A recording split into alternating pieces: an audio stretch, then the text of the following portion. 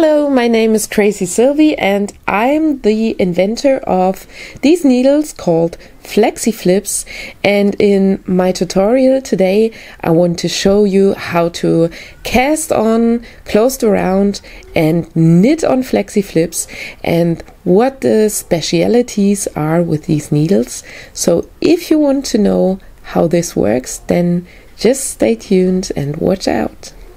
Before I want to show you how you cast on, just some little theory. Here you can see the FlexiFlips. It's a DPNs with a flexible part in the middle. And because of this flexible part, you only need 3 needles. And actually, just to let you imagine how it works, this is the magic loop method without the loop. So when you see your needles here, this would be the flexible part of your round needle.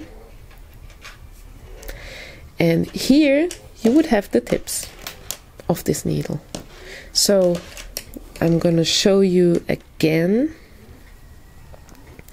I just knit half of these stitches and then you will see. So, okay, when we put it down like this, then you see this would be your needle tips, and this actually, let's make it like this, and like this would be your magic loop. So because of these needles are flexible, we don't need the loop and we don't need all this pulling through. We just need the DPN. So there's one thing that you should care for when you're knitting socks with FlexiFlips, and this is the beginning of your round is between the needles. That means that the beginning of the round is not in the middle of your heel, it's at the side between heel and foot. This seems a little bit odd for the first moment for passionate sock knitters, but it's a big advantage for all of us and even for beginners, because what do we do usually? Usually we have our sock and we knit our sock heels over half of the stitches of this sock.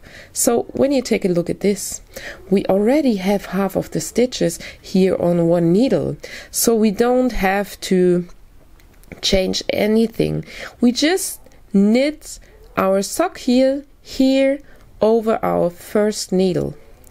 So this is easy. We don't have to sort any needle tips or something. Let me show you this. I have a prepared sock here for you. So this is just a sneaker sock and I start at my heel, and you see this is my heel and I knitted this heel only over one needle. So the heel is finished and the beginning of the round is here between these needles. So when I go on knitting my foot and it comes to the toe, I can make the banded toe pretty easily because I only have to decrease at the beginning and at the end of every needle. I don't have to count. I just decrease at the beginning and at the end of every needle. So you can just knit your toe and you're finished with your socks. No sorting of needles, nothing. Everything is already simple and easy to knit, readily prepared on your needles. That's the nice part. And this has another good thing. When you're knitting Fair Isle sock patterns, you mainly have this little jog here. So, or you're knitting stripes, you mainly have a small jog. And when the beginning of the round is in the middle of your heel, then the jog will always be in the middle of the heel where everybody could see it. When we start the round here between the needles, then it's at the side, and I can knit the first heel over the first needle, and I can knit the second heel, the second socks, over the second needle, and so I have my beginning of the round always between my legs. And be honest, who is looking between your legs? Mainly nobody. They see the back side of the socks and they see the front side of the socks, and of course they see the other side of the socks, but they just very seldom take a look between your needles. So now you of course want to know how to cast on, and I'm gonna show you this now. For my tutorial today, of course, I'm using my FlexiFlips, and today I'm going to take the metal ones. There's a bamboo version as well. You can check your local yarn store. And I'm using a hank of CraSy sock yarn. This is free from wool. It's cotton, bamboo, nylon and silk. A very, very nice yarn with a nice touch. And before we can knit, we have to wind this hank. Here we go. So to cast on FlexiFlips, you have two possibilities, and I'm gonna show you both. The first possibility is to take two needles and cast on the desired number of stitches over those two needles. So I'm using my regular cast on, so you can cast on the way you are used to cast on, and just put your stitches on both of the needles. And you have to cast on all stitches that you need, so not only the half, you cast on all of the stitches.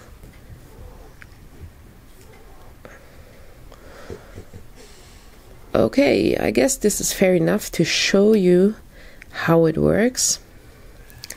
Let's just count how many stitches I cast on.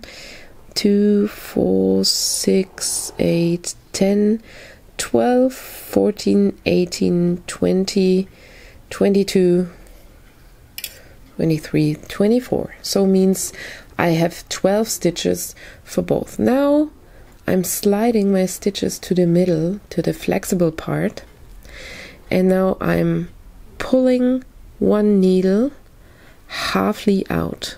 So 2, 4, 6, 8, 10, 12 stitches here on this needle, and I'm sliding it back, and now I slide the other needle so that half of the stitches are left on this needle. And now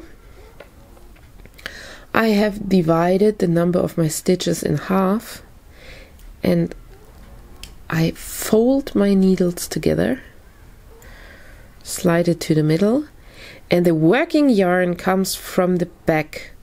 So it comes from the needle that is on the back, so behind the first one, and the stitches that are parking on this needle always have to be on the flexible part. So now I slide my needle to my working position, take the third needle, and I start knitting. So I'm using the continental knitting way. Of course, I can also do it on the other way. So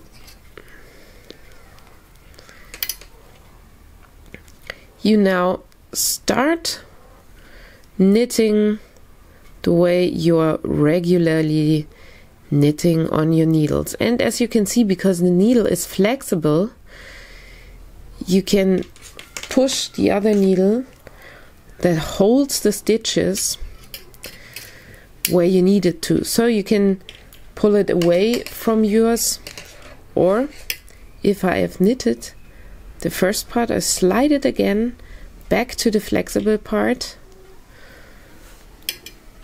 turn, and then my working yarn comes from the back again. I slide my front needle to the working position, and I can go on knitting. So this is how easy it is to knit on FlexiFlips. So it depends on the way how you knit, where the third needle will stay. You can also push it between your fingers if you like it like this. You can also do it like this, or you just squeeze it away.